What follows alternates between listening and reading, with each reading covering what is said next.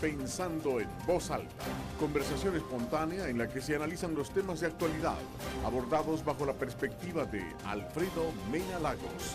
Pensando en Voz Alta. Buenos días, bienvenidos a Pensando en Voz Alta. Hoy tengo el gusto de tener con nosotros a mi amigo Juan Pablo Córdoba.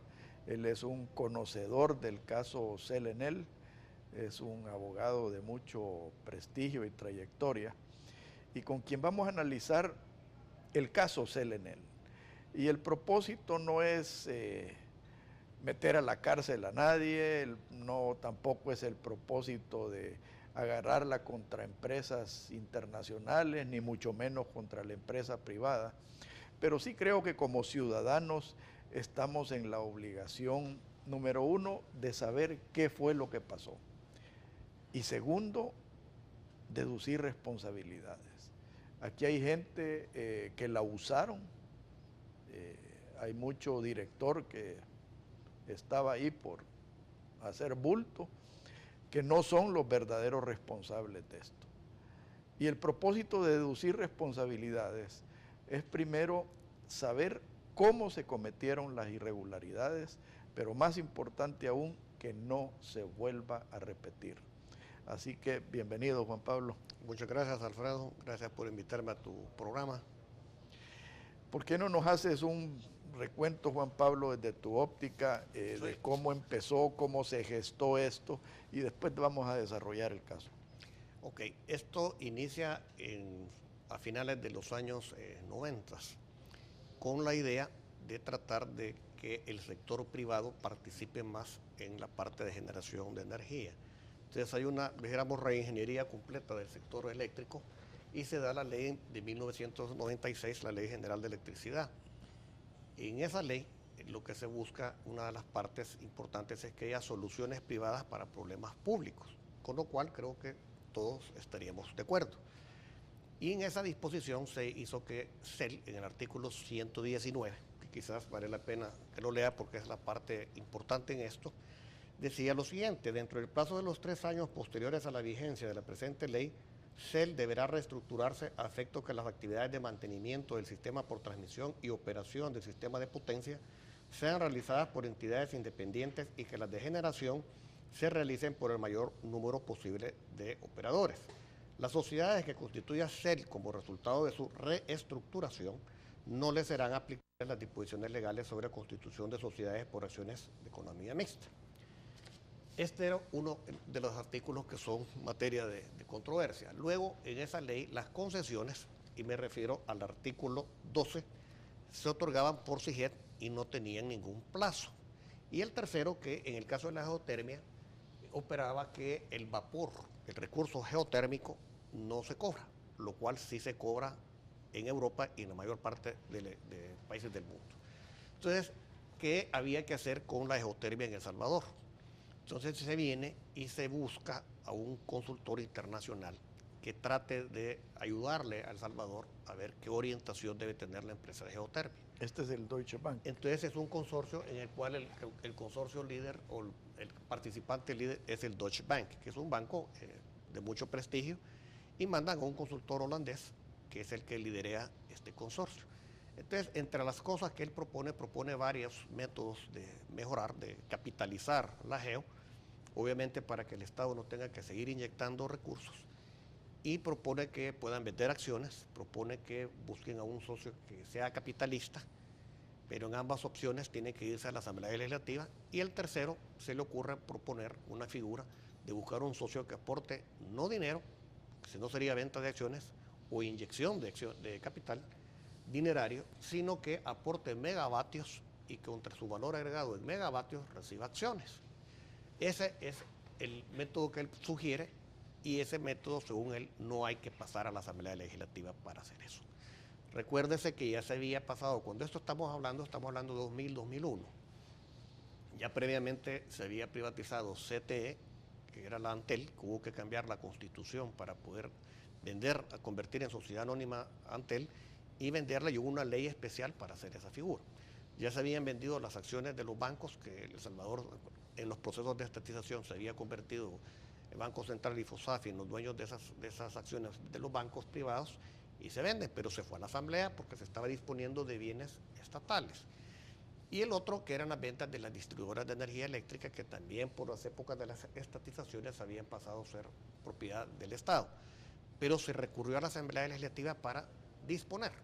En ese caso fue mediante venta. Entonces, en la geotermia se opta en CEL por no hacer eso, sino que por buscar ese socio, esa búsqueda de un socio estratégico. Entonces, así es como se inicia ese proceso en CEL de esa contratación con el Deutsche Bank, y él va a sugerir megavatios contra acciones. Hasta llegar a la figura, hay unos aspectos interesantes que él sugiere, que tiene que tener un límite accionario, el socio que van a buscar.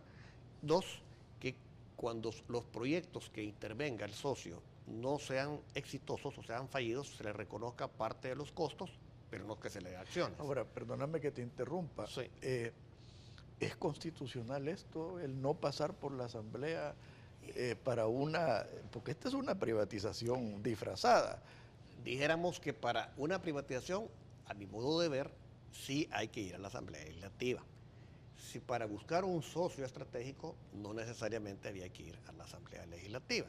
Ahora tenemos una ley que es más clara, que es la Ley de Socios Público-Privados, donde ya se permite eso.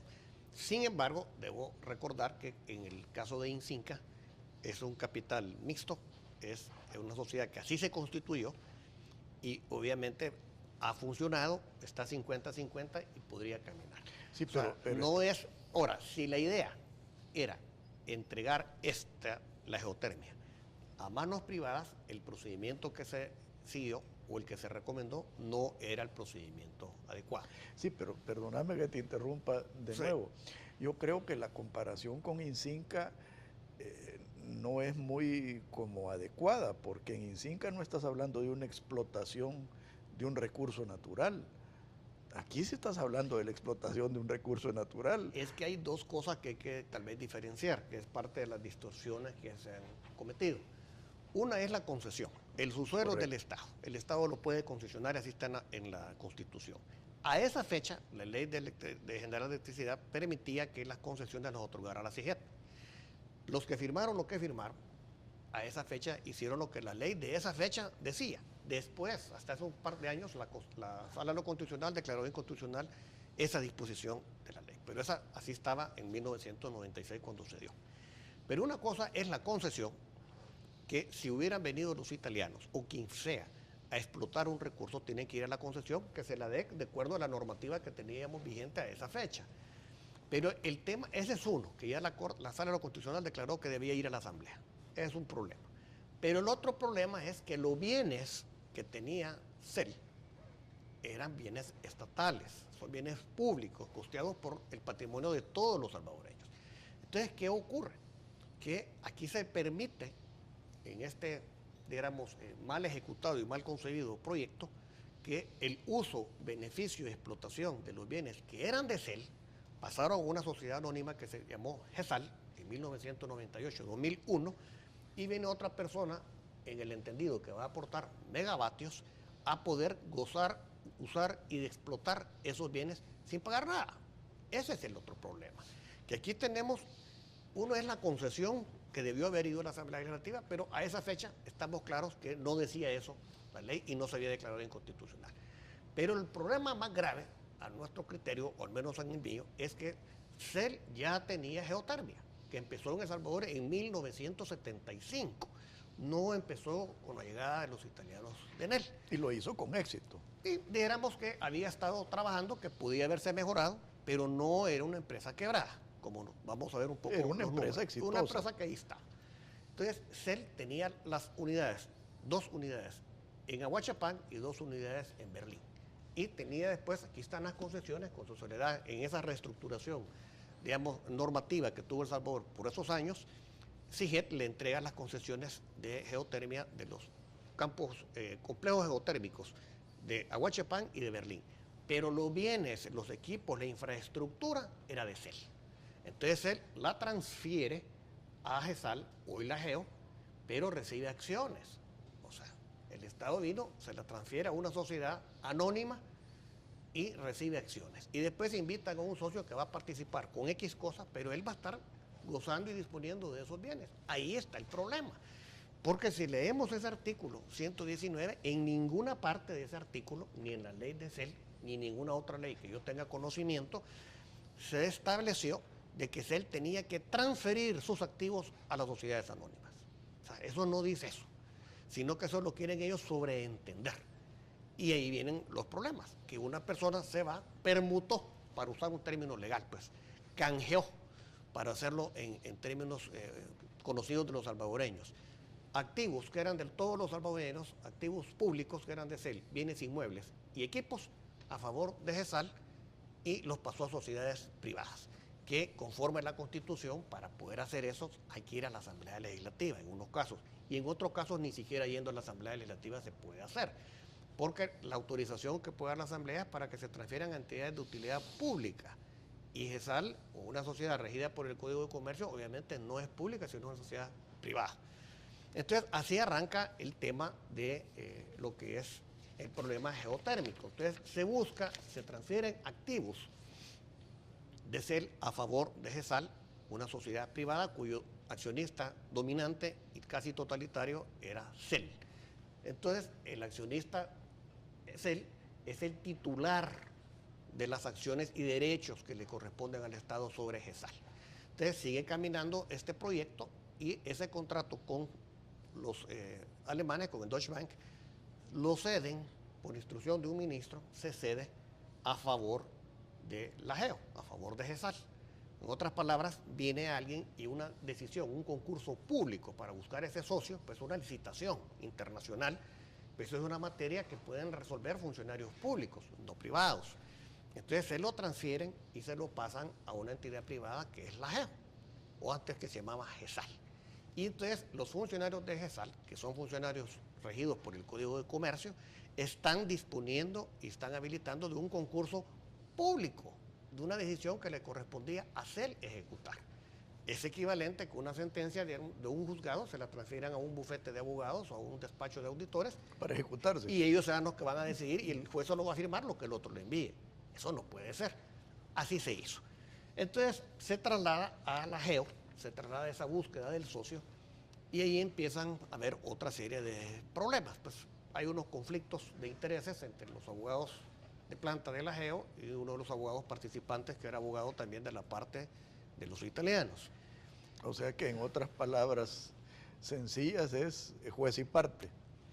O por lo menos, dijéramos, para ser generoso, un conflicto de interés que no debería haber ocurrido. Y el contrato de búsqueda de socio estratégico se va, dijéramos, distorsionando, se va desviando. Entonces, de lo que se buscaba, un socio que aporte megavatios para recibir acciones con un determinado límite, que es lo que recomienda el asesor, aquí va cambiando y se va buscando que el otro se vaya quedando con una mayoría accionaria de las acciones de la GEO. Ahí es donde viene el problema. Entonces, ¿qué ocurre? Empiezan a buscar algunos derechos, algunas garantías para el socio minoritario, que es comprensible, pues porque no se va a meter a alguien a una sociedad para que le esté aplanando el que tiene mayoría de acciones. Entonces, eso era razonable. Entonces, ejecutan un primer borrador de acuerdo de accionistas, donde están, dijéramos, a grandes rasgos, cláusulas que son atendibles y razonables desde el punto de vista de equidad y de justicia. Ese es el primer borrador.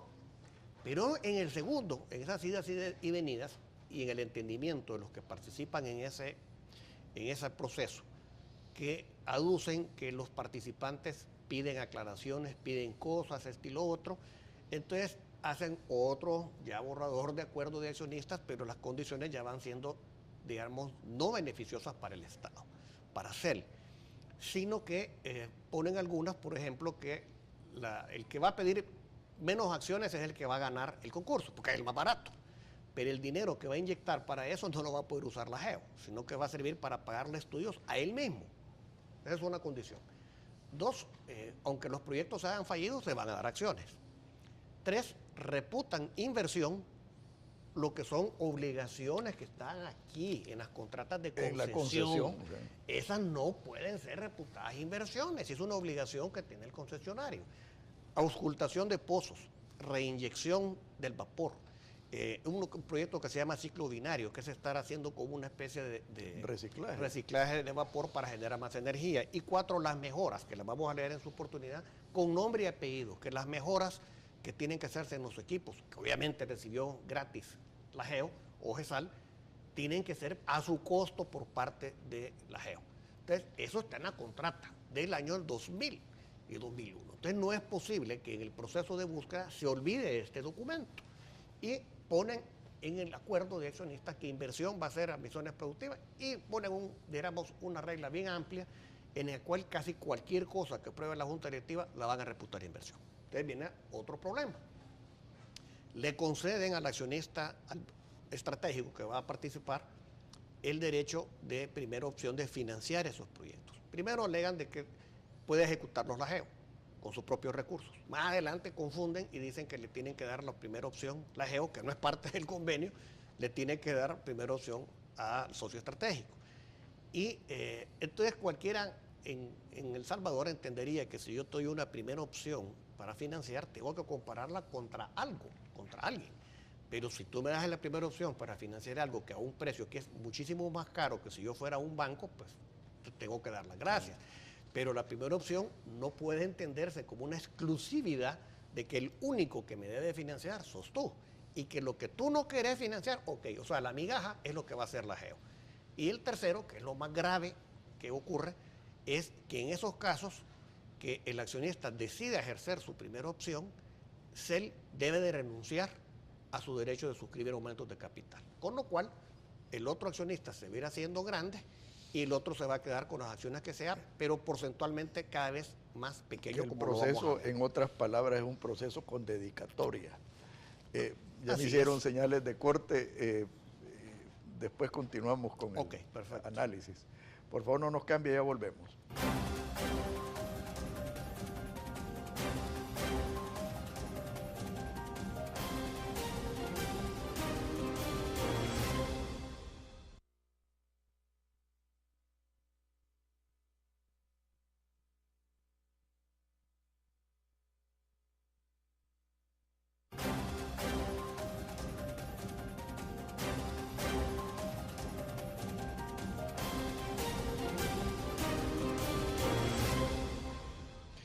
Juan Pablo, si a este proceso con dedicatoria y tan poco transparente le agregas el hecho de que no hay competencia, algo que yo siempre traté de impregnar en el proceso de privatización, que nos fuéramos a salir de un monopolio privado a un monopolio estatal, que es peor, pero de un monopolio estatal a un privado, es peor que el estatal, es aún más grave esta dedicatoria. Es que esto se fue, dijéramos, distorsionando, se fue cambiando sobre dijéramos, la marcha, y después se fue haciendo el traje a la medida de quien lo estaba pidiendo. ¿Ves? Ahí aparece en muchas actas de que los precalificados pedían esto, pedían lo otro y se le estaba concediendo. Entonces, aquí la cosa ya va cambiando. Una cosa es que busquemos un socio para que capitalice la GEO y otro es un socio para que se adueñe de la GEO, que es cosa distinta. Entonces, para que se adueñe se llama privatización. Entonces, ¿cómo lo vamos a hacer? Lo vamos a hacer vía aumentos de capital. El otro se queda chiquito y renuncia de por vida a cualquier aumento de capital. Que ahí está la cláusula, no es invento de nosotros. ¿Por qué pusieron esa cláusula? ¿Y por qué ponen otra cláusula que no se pueden capitalizar utilidades? Porque si tú capitalizas utilidades, vas a seguir creciendo accionariamente. Y si el Estado era el 99.9% dueño de las acciones, iba a mantener un control. Entonces, hacen renunciar a eso. ¿Por qué motivo? Para que el otro se vaya haciendo dueño. Entonces ya la cosa va cambiando. Si hubieran dicho, miren, no hay ninguna persona interesada en estar de minoritario en una figura de estas, lo hubieran llevado a la Junta Directiva, lo hubieran consultado con el Deutsche Bank y hubieran propuesto otra figura. Pero no insistir y desviar una figura que era puntual para X cosas y reducida a extenderla y con una gracia que no hay que pasar por la Asamblea Legislativa. Que obviamente es un desgaste, estamos claros. Que la Asamblea es la Constitución, es la institucionalidad que lo rige. Los impuestos los aprueba la Asamblea, el presupuesto lo aprueba la Asamblea, y nos guste o no nos guste, así está. Entonces, yo no hablo de que estaban vendiendo, como han querido vender ellos, la idea de que aquí no se ha vendido nada, ¿no? Sí que es peor que no se vendió nada. Porque cuando se vendió los bancos, el Estado recibió dinero a cambio de eso. Cuando se vendieron las distribuidoras, se recibió dinero a cambio de eso. Una conmutatividad. Cuando se vende la Antel, pues se recibe dinero y quedó el famoso Fantel para eso. Pero en esto, cuando yo me estoy haciendo pequeño, ¿qué recibe el Estado? ¿Qué recibe el pueblo? Energía ya existía, energía. O sea, no era que ellos vinieron con una vara mágica y descubrieron la geotermia, eso no es cierto. Entonces, eso realmente lo complica el problema de que no querían ir a la asamblea y quedarse uno cada vez en una posición minoritaria. Entonces, en realidad estaban disponiendo de bienes que fueron de CEL, los transfieren a esta empresa GESAL para que un particular extranjero, nacional o quien fuera, venga, los use y los explote sin haberle correspondido al pueblo salvadoreño el pago por usar, gozar y explotar esos bienes. Ese es el problema que aquí hay. Entonces, hay una disposición de bienes públicos en forma indebida, en forma incorrecta. Está en la Constitución, y lo he leído varias veces y lo voy a volver a repetir, el artículo que menciona lo siguiente.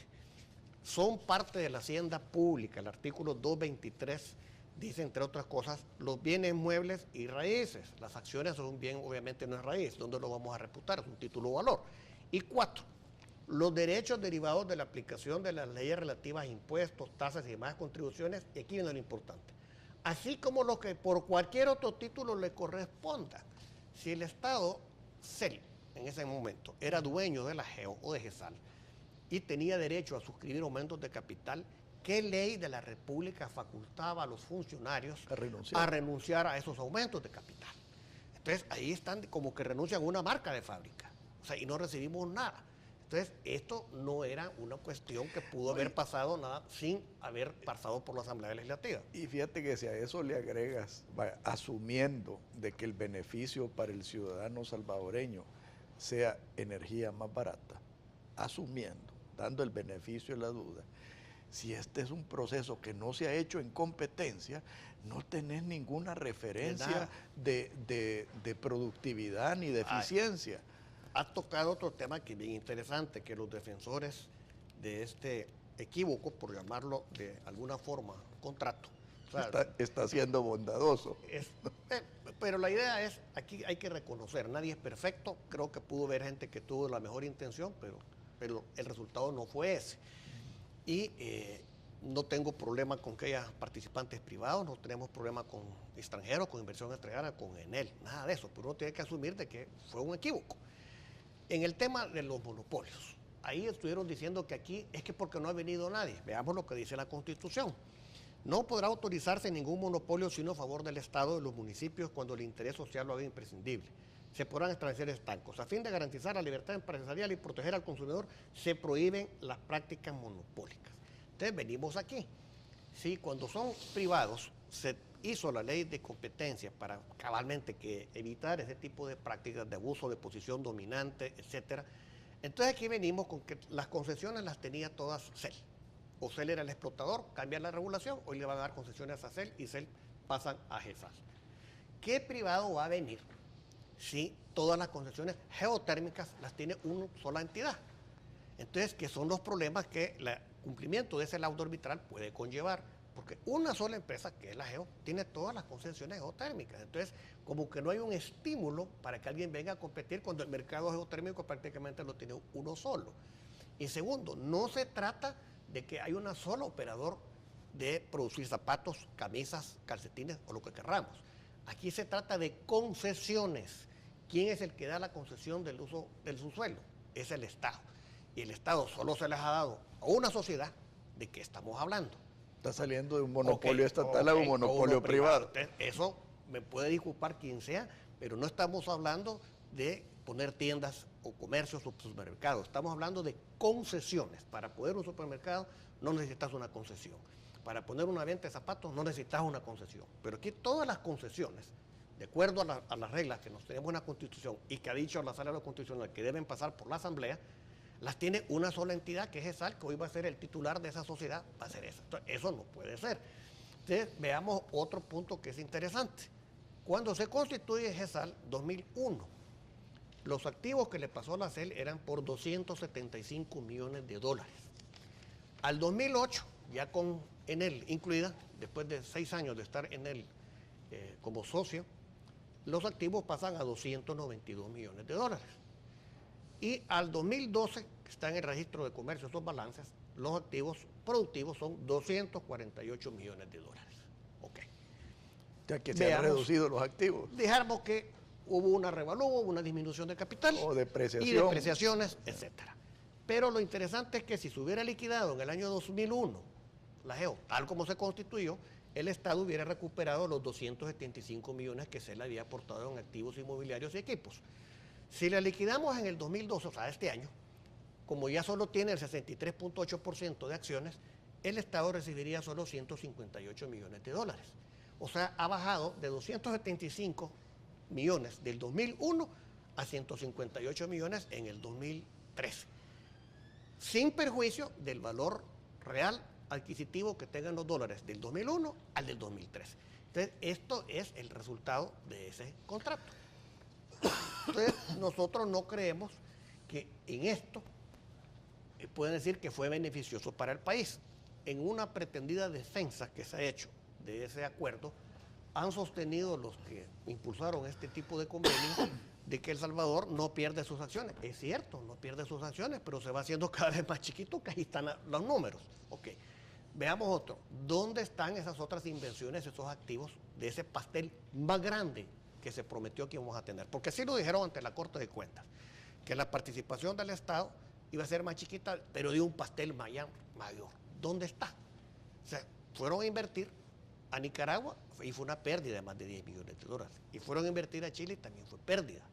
Entonces, ¿dónde está esa experticia, ese conocimiento que nos trajeron, que se redujo en una sociedad que tuviéramos muchísimos más activos y que El Salvador disminuye su participación, pero está comiendo de un pastel más grande? Pero aún más importante, Juan Pablo, ¿qué tiene El Salvador que andar costeando inversiones fuera en Nicaragua y en Chile?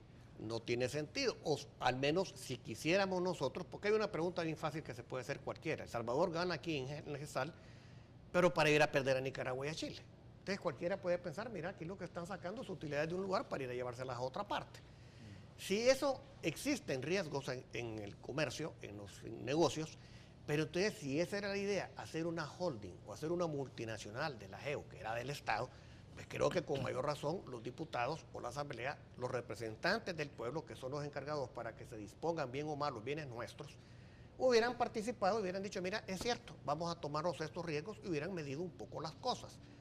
Pero nada de eso hay, sino que el único asidero que se menciona es el artículo 119 de la Ley de Electricidad, que ya vieron lo que dice, bien exiguo el contenido, y que ahí pretenden extrapolar todo. Pongo un ejemplo. El Estado paga con cheques. ¿Okay? El cheque es un título de valor que se rige por el Código de Comercio. Sigamos la lógica. Eso hace al Estado comerciante. O el Estado tiene que llevar matrículas de comercio, de responsabilidad, etcétera, y todos los años va a renovarlas al registro de comercio. Es absurdo. El hecho que el Estado emita cheques no hace al Estado un comerciante. Entonces, el hecho de que existía que la CEL debía reestructurarse no quiere decir que todas las decisiones que se iban a tomar iban a ser decisiones como que fueron entidades privadas. Dos, si el accionista mayoritario era CEL, con una entidad de derecho público que se rige por derecho público, ¿a quién le tenían que rendir cuentas en su memoria de labores los señores que estaban funcionando en GESAL? Pues a su entidad que era estatal. Y entonces ahí se iban a dar cuenta, mire, ¿y ustedes qué autorización tenían para que por medios indirectos estos bienes que usamos nosotros y que eran del pueblo salvadoreño pasan a un tipo que viene a traer disque megavatios y se va a quedar con la sociedad? ¿Y qué ocurre también? Que es lo que el pueblo debe saber. Los proyectos en que ellos dicen que exigen sus acciones, que fueron los que fuimos al laudo arbitral, en su mayoría esos proyectos son reinyección Berlín, optimización a Huachapán, cambiar la unidad 1 de Huachapán, el proyecto ciclo binario, que es el reciclaje, unas mejoras que había que hacer en una unidad. Esos son los proyectos que, vuelvo y repito, son obligaciones de la concesión. Entonces, ¿cómo un tribunal arbitral puede venir a decir que eso es una inversión y que hay que darle acciones? Y el más bello, que existe el de Nicaragua, que es pérdida. Quisiera saber qué gente razonable puede decirnos, un auditor, que por una pérdida de un negocio que no dio nada hay que dar acciones. Eso no tiene, digamos, visos de sentido común. Ni mucho menos de legitimidad. Vamos a otro punto que también quieren soslayarlo y que obviamente no dicen nada. Que banco le va a dar crédito a una sociedad que tenga, primero, un pacto que es conocido por todos y un pacto que no es conocido por nadie, que es solo entre los socios, pero que en ese pacto está estipulado que las utilidades se tienen que repartir todos los años, o por lo menos así lo quieren entender. Si tú sos un banco, ¿quién va a asumir los riesgos de un crédito en esas condiciones? Están condenando a una empresa a no ser sujeto de crédito, porque mira, cuando hay utilidad se la llevan los socios, ellos los accionistas. Pero si hay pérdida, fíjate que aquí ya no, el banco es el que tiene que absorberla. Entonces nadie le va a dar crédito en esas condiciones. Pero fíjate que aquí, perdóname que te interrumpa, hay otra cosa grave que a mí me preocupa como ciudadano. El hecho de que las cláusulas del contrato se cambiaron el mismo día y eso a mí me indica a todas luces que hay una intención de picardía en esto. No emitiría, diríamos, calificativos, por qué lo hicieron o no lo hicieron, pero la realidad es esta. El acuerdo de accionistas empezó el primer borrador con cláusulas razonables de protección al accionista minoritario, que cualquiera las podría solicitar. De ese primer borrador, al que ya firmaron, pasaron una gran cantidad de cláusulas y quedó una cláusula que el mismo abogado de Enel ha sostenido que es una cláusula pésimamente redactada. Entonces, esa cláusula oscura da lectura para varios tipos de interpretación. En derecho tenemos una regla en Código Civil que la regla oscura se interpreta en contra de quien la estipuló. Pero ¿quién fue el que la estipuló, el que la pidió? La pidió fueron ellos. El primer borrador decía esto y después viene cambiando. Bueno, sigamos adelante. Y viene que es un concurso público de búsqueda de un socio estratégico que lo está manejando una entidad privada, cosa que no debería haber ocurrido. Pero sigamos más. En eso vienen y esas cláusulas se ponen en contra del Estado. O sea, se renuncia a derechos que no podrían ser renunciables, que no se pueden renunciar de por vida, y se hace ese tipo de figura. Entonces se adjudica, creo que en abril, le dice a la GEO, en abril 2002, que el ganador es Enel, una empresa que se llama Erga, que era de ellos, porque los otros dos se retiraron. O sea, un concurso donde había 3 y quedó 1, porque los otros 2 se fueron, quién sabe por qué motivo. Queda solo 1. Ya las condiciones estaban mal en esos acuerdos, pero la vuelven a modificar a solicitud, como ellos mencionaron en muchas actas, porque había que aclarar, dijeron, unos puntos que eran de forma y no de fondo. Yo no sé si estas cosas eran de forma realmente o no, que alguien se va a quedar con la sociedad. Entonces lo modifican. Y si la cláusula estaba mal redactada, según los señores de Enel, ¿por qué no la modificaron y la dejaron bien? Porque obviamente ya CEL no la está modificando porque ya había cerrado el techo. Esto es un contrato de adhesión, esto es lo que yo ofrezco, te guste o no te guste. Y si la va a modificar no es porque yo quiera, porque yo mi voluntad ya la expresé antes, sino se va a modificar porque tú no estás de acuerdo con ese texto. Y la vuelven a modificar y sigue igual de mal.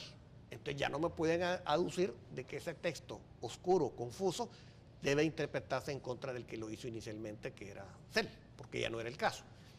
Pero lo peor es que 15 de 26 cláusulas se modifican el mismo día que se firma el contrato. O sea, si es un concurso público, no es factible defender eso. No, y todo esto a espaldas del pueblo. Bueno, viene otro problema, que esto no es transparente. ¿Por qué? Porque ponen en el contrato una cláusula que dice que es confidencial. Entonces, ponen cláusulas interesantes. Por un lado, le dan 60 días a los accionistas, al socio estratégico y a CEL, para que modifiquen el pacto social de la CESAL y lo adecúen a ese acuerdo nuevo que ellos están estipulando. Pero obviamente esto hay que ir al registro de comercio. Entonces ahí sí se hubiera hecho público ese tipo de renuncias, ese tipo de cláusulas, digamos, de poca digestión para los salvadoreños.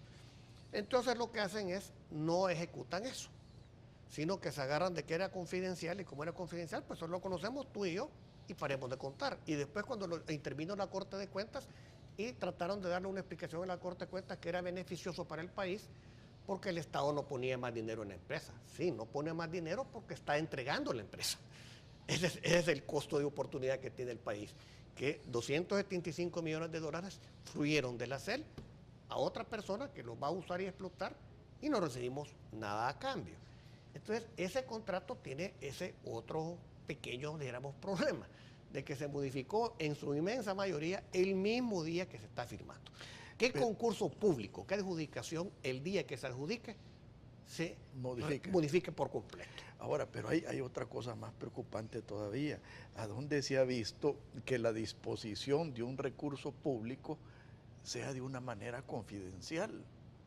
O sea, yo estoy de acuerdo que si yo dispongo de mis bienes y te los doy a ti de una manera confidencial, eso es potestad mía. Pero cuando tú estás disponiendo de un bien público, no tenés derecho a la confidencialidad. Es que manejaron ese contrato como que fuera un contrato que hubiera firmado un ente privado con otro ente privado, pero no era factible, porque los accionistas, uno es un ente público y en él a su vez tiene participación pública. Ahí mandó una carta a Berlusconi que estaba abogando por Enel cuando era el primer ministro italiano, ¿verdad? Y Enel tiene una participación obviamente pública, pero entre dos privados pueden hacer muchas cosas, pero no pueden venir un ente privado a estar guardando este tipo de cosas. Esas épocas en que había tratados secretos entre países, pues ya pasaron, porque tienen que ir a la Asamblea Legislativa. Y ese tipo de cosas, ese tipo de maniobras, pues no ayuda a la transparencia de la gestión de los funcionarios públicos. Y ya me hicieron señales de corte comercial. A ese punto quiero llegar en el tercer segmento. ¿Quiénes son los funcionarios públicos? Porque aquí hay mucho rebote de responsabilidades y yo creo que el pueblo salvadoreño merece saber quiénes fueron los protagonistas, quiénes fueron los responsables, pero principalmente qué motivación hubo en esto, porque aquí aparece un expresidente de la República, aparece su cuñado, aparece un tipo que primero fue funcionario público, pero a la vez fue tesorero del partido en el poder. O sea, hay muchas cosas que yo creo que el pueblo salvadoreño merece que se esclarezcan. Y repito, el propósito no es meter preso a nadie, pero el propósito es de que se conozca quién es el responsable. Por favor, no nos cambie, ya volvemos.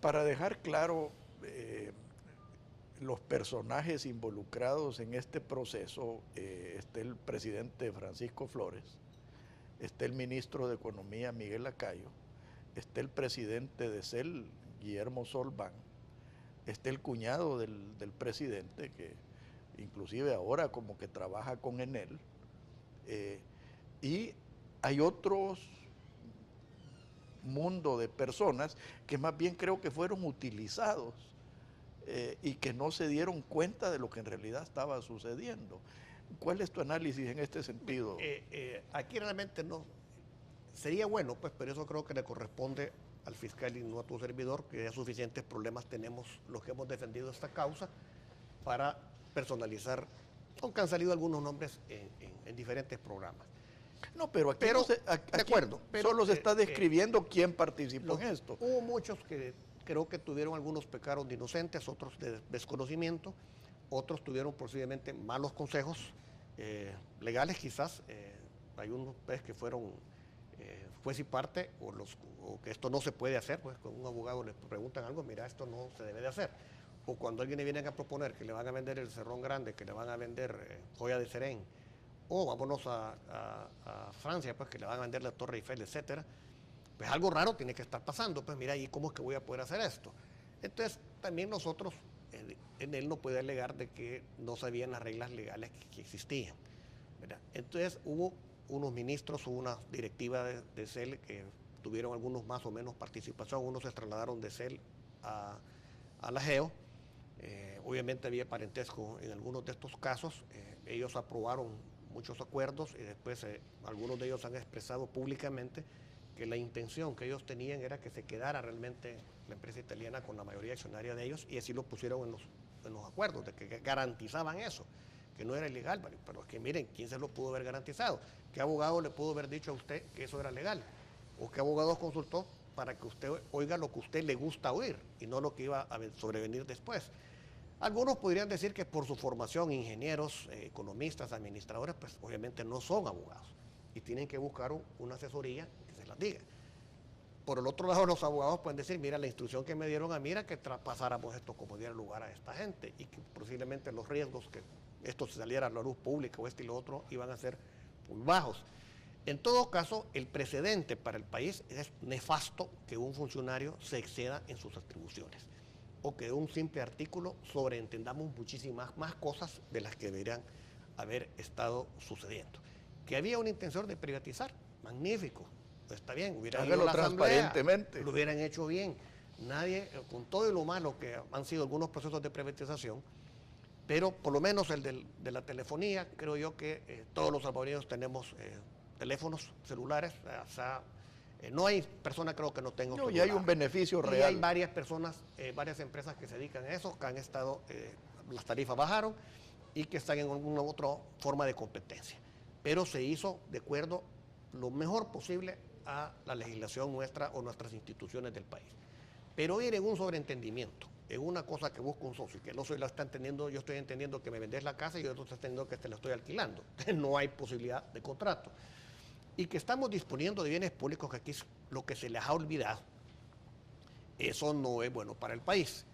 Los activos, para cerrar un poquito más, es otro tema. Si tenemos un déficit fiscal grande desde hace bastante tiempo, no solo del gobierno actual, con más activos, pues hay más probabilidad de que uno pueda afrontar el déficit fiscal. Pero si nosotros estamos disponiendo en esta forma, digamos, generosa, de activos del Estado que daban dinero, ¿cómo pensamos que vamos a salir del déficit fiscal con menos activos productivos? Eso no tiene sentido.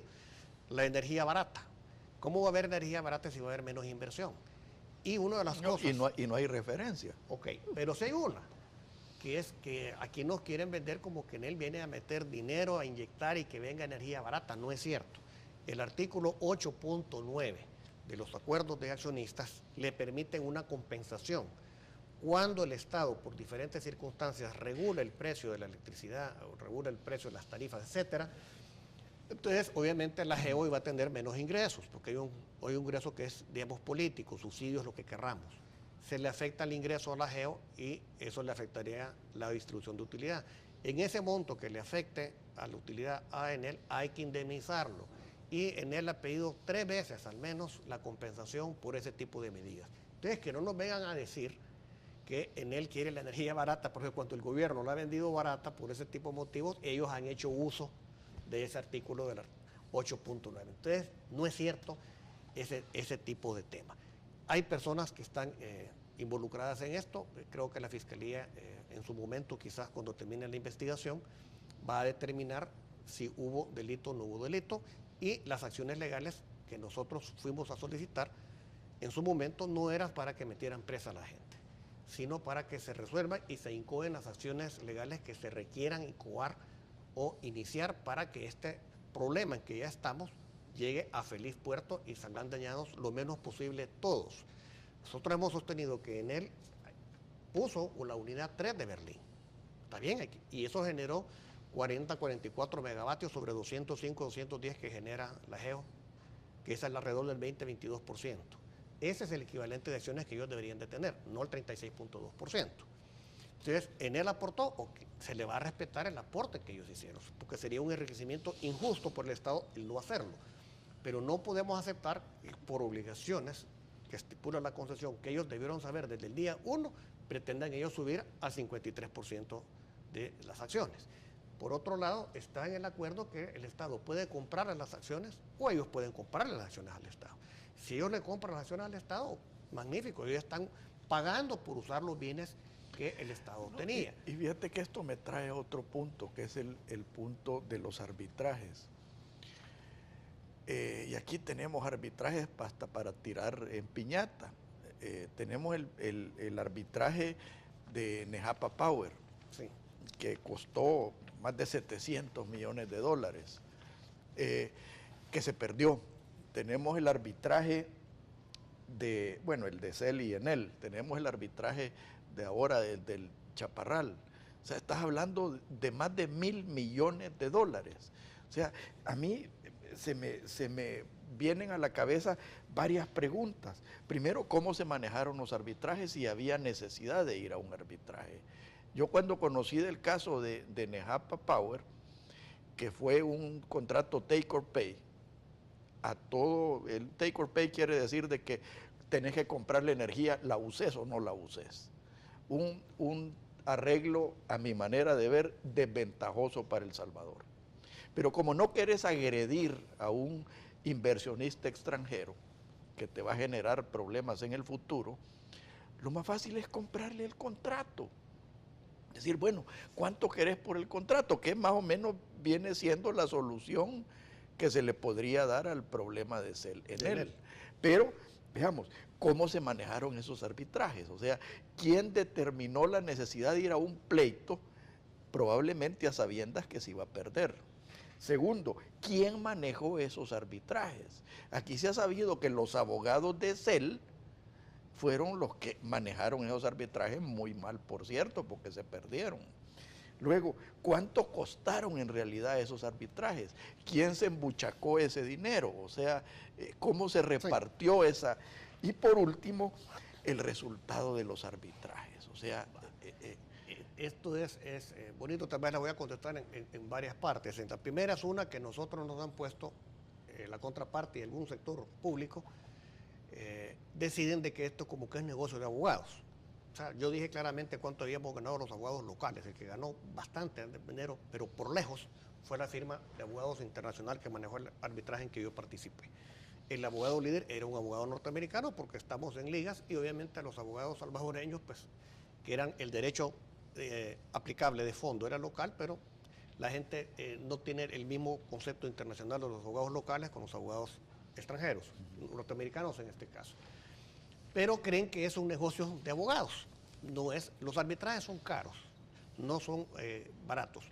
¿Por qué se recurre a un arbitraje? Porque insertan lo que se llama la cláusula arbitral, que cuando hay una diferencia entre socios o accionistas, en vez de ir a los tribunales comunes se va al arbitraje. Y así está en la Constitución, es pactado. Y el propósito de eso es reducir los costos. No necesariamente, el problema es este. Cuando es un concurso internacional es muy probable que la persona extranjera se sienta que va a haber un localismo, un nacionalismo y que lo van a favorecer al nacional en relación al extranjero. Por eso se recurre a los arbitrajes. Pero yo me refiero a reducir el costo bajo la premisa aquella que más vale un mal arreglo que un buen pleito. Ok, pero ¿qué pasa? El arbitraje no es barato. Es mejor tratar de arreglar en vía directa. Y el otro punto es que se van a instancias internacionales. Hay que pagar los cánones, los derechos de llegar a esos lugares. Lo que garantiza un poco el arbitraje es que hay menos recursos. En el derecho normal es apelable a una gran cantidad de resoluciones. Entonces se hacen largos los juicios y el arbitraje... Y costosos. Correcto. Y el arbitraje es una sola sentencia y digamos los recursos que hay contra los laudos son más pequeños. Entonces el inversionista extranjero se siente más cómodo o más confiado en que hay un arbitraje, pues hay más probabilidad de que me reconozcan mis derechos y no hay una aplicación local a la ley. Esa es, digamos, en teoría. Aquí lo que ocurre, por ejemplo, en el caso de Nejapa Power, firman un convenio arbitral y este contrato también con Enel, los abogados que estaban en esos tiempos administrando CEL, deciden ir a lo que es la Cámara de Comercio Internacional, que tiene sede en Francia, en París, que es el lugar donde menos recursos hay contra los laudos arbitrales. O sea, la tendencia es de que lo que se resuelva ahí se trate de ser ejecutivo, firme y se pueda cumplir rápidamente. Aún así, hay que ir a lo que dice la Constitución, que es una parte que no quieren leer aquí los abogados que participan en este tipo de cosas. Lo siguiente, dice que el artículo 182 de nuestra Constitución son atribuciones de la Corte Suprema de Justicia. Y dice el número 4, conocer conforme a la ley cuando fuera necesario permiso para la ejecución de sentencias pronunciadas por tribunales extranjeros. Obviamente un tribunal arbitral regido por las reglas de la CCI o de la AAA, de las que sean de todos CEADIS, son extranjeros. Entonces tiene que venir para que se cumpla ese laudo a hacer lo que se llama en derecho un pariatis. ¿Por qué no lo han ejecutado ellos?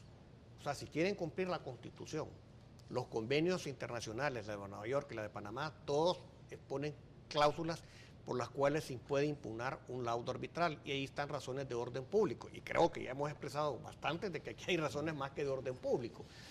Entonces, eso no lo dicen, eso se lo callan de que no quiere cumplir el gobierno, como que es capricho. No es capricho, si es una Constitución lo que está. Bueno, vamos al caso de Nejapa Power. En el caso de Nejapa Power se contrataron, hicieron posiblemente un mal contrato y fueron a un arbitraje en vez de ir por la vía de negociación directa, y en un arbitraje curiosísimo, pues porque en esa sentencia obligan a Arcel a contratar otra vez a esa empresa en determinadas condiciones, cosas que son bien escasas o bien curiosas en derecho. O gana uno o pierde, pero no lo obligan a volver a contratar y le ponen una gran cantidad de reglas para no, y es como cuando tengas un empleado ladrón que te obligan a que lo volvas a contratar. O sea, ahí ocurrió eso. Esos contratos se hicieron, se perdieron, y muchos de los administradores de CEL que hoy cuestionan por qué se perdió y lo que se ganó por algunos bufetes internacionales en esta controversia en el CEL, entonces les parece caro, exorbitante, etc. Pero estas mismas personas no tuvieron ningún problema para aprobar un pago de 9.3 millones por el primer arbitraje, de 3.7 por otro arbitraje hace muchos años, y de 6.8 millones de dólares, que suman más o menos 20 millones, pero ¿de hace cuántos años? Desde hace 10, 12 años. A valor actual. Salen más o menos 34, contra 7.9 que cobró la firma norteamericana hace 3 años. Hay una gran diferencia, pero ahí los mismos personajes que hoy critican el resultado de CLNL porque los abogados cobraron mucho, no dicen nada cuando ellos aprobaron a esta firma de abogados que manejó estos arbitrajes, en las cuales hubo algunos allegados a los funcionarios de turno de esas épocas. Inclusive uno que fue superintendente general de electricidad. Después y apareció, hay fotografías de él en las audiencias. Eso es lo que ocurrió ahí. Y lo mismo, los arbitrajes no fueron favorables para CEL. Entonces, ¿por qué razón vienen ahora a tratar de satanizar un arbitraje en la cual han puesto casi todas las cláusulas cuesta arriba para el Estado, y difícilmente los mejores abogados podrán ganar un caso donde el Estado ha firmado lo que ha firmado? Pero entonces también hay que poner las cosas como son. Si alguien viene y hace renunciar al Estado a todos sus derechos, ¿cómo cree que lo va a ganar? Solo quiero recordar cuando la Corte Suprema hace algunos años determinó que una cláusula que se estipulaba en casi todas las escrituras de los bancos, el deudor renuncia al derecho de pelear del decreto de embargo, sentencia de remate y cualquier otra providencia de juicio ejecutivo. Entonces están negándole un montón de derechos al deudor, a una de las partes. Entonces la Corte decidió que eso era una violación y que era inconstitucional. Para un privado en relación a otro privado. Y aquí el Estado renunció a sus derechos. O sea, si el Estado es el que debe garantizar que los derechos, una parte no abuse de la otra. Pero ahora en estos casos el Estado se ha puesto al revés. Se vino y puso las condiciones todas favorables para el inversionista extranjero. Entonces, así es bien difícil ganar un arbitraje. Se gane. Entonces, voy al punto que es otra de las cosas que también han mencionado, que por qué no se hizo nada. Quiero recordar aquí lo que dice nuestra Constitución. Todos los decretos, acuerdos, órdenes y resoluciones que los funcionarios del órgano ejecutivo emitan, excediendo las facultades que esta Constitución establece, serán nulos y no deberán ser obedecidos. Este artículo está en la Constitución. Un funcionario que se excede de sus atribuciones porque la Constitución no se las da y su ley tampoco se las da, entonces incumple ni nada más que la Carta Magna. Entonces se vuelve nulo. No solo es lesivo, que es como nos lo quiere vender en él. ¿Por qué no hicieron nada 4 años después? Vuelvo y pregunto. Si a ti, Alfredo Mena Lagos, el alcalde de algún municipio, por quedar bien contigo, te da un título de ingeniero o de médico, pasan 4 años porque nadie lo revocó, nadie lo impugnó, tú vas a ser médico. No me hace ni ingeniero ni médico. Exacto. Pero mira, creo que se nos han quedado muchas cosas en el tintero, ya me hicieron señales que se nos terminó el tiempo. Juan Pablo, para mí ha sido una educación este programa. Te voy a invitar porque creo que a este caso hay que darle seguimiento. No tanto como repito, por enésima vez, por meter preso a alguien, sino que porque esto no vuelva a suceder. ocurrir. Eso Alfredo, quizás ese es lo que tenemos que buscar. Meter preso a la gente no va a anular ni el laudo arbitral, Ni va a resarcir el daño ni que se ha va hecho. a resolver los actos, digamos, excesivos que tomó la CEL para firmar esto, ni tampoco anula el contrato que ahí está, el acuerdo de accionista entre CEL y ENEL o INE.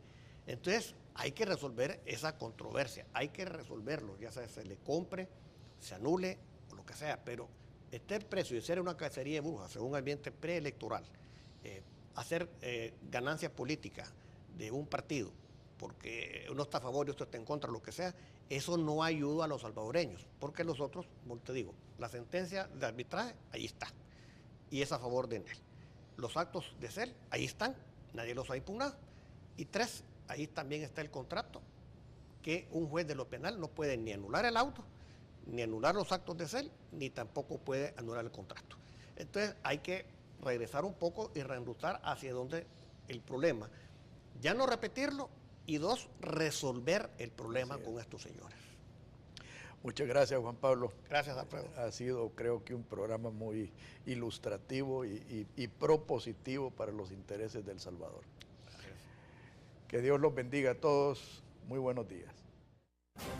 Esto fue Pensando en Voz Alta, conversación espontánea en la que se analizan los temas de actualidad, abordados bajo la perspectiva de Alfredo Mena Lagos. Pensando en Voz Alta.